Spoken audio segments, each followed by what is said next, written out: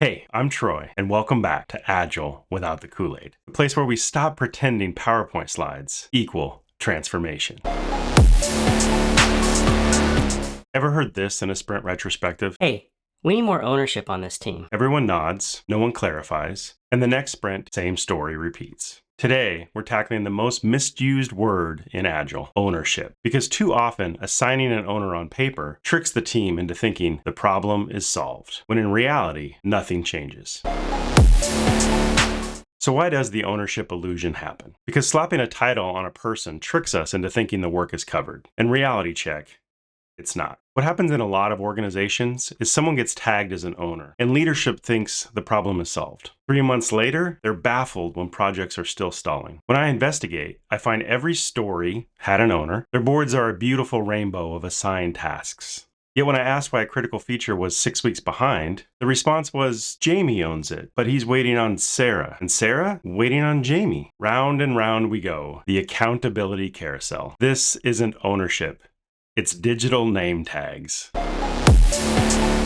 Now, ownership isn't just a title or a column in a spreadsheet. It's the willingness to take on the pressure and make decisions without full certainty. It's the mindset where you can't sleep at night until it's done. A senior developer I worked with once flipped his team's mindset with 4 words. I'll drive this forward. Not, I'll do it if, or I'll do it when, just I'll drive this forward. Those weren't just words. That's a mindset shift. And it spread. Within 2 weeks, their velocity had doubled, not because they worked more hours, but because decisions that used to take 3 meetings now took 5 minutes. The difference? Real ownership made people move faster, not by force, by commitment. Ownership isn't a role you're assigned. It's a decision you make. If your team is struggling with ownership, here's what actually works. And no, it's not another Jira field. Here's the framework. Number 1, drive decision.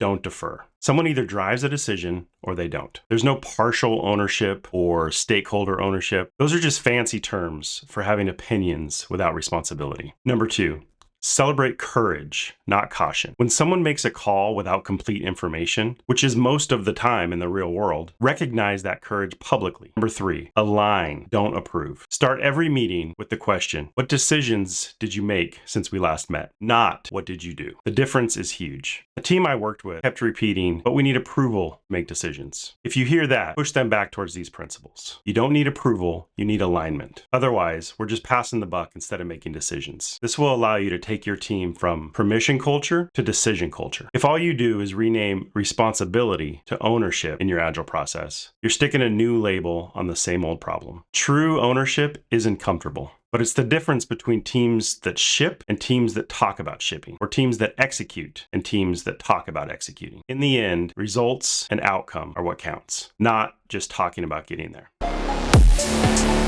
If you're tired of Agile theater and want real results, hit subscribe.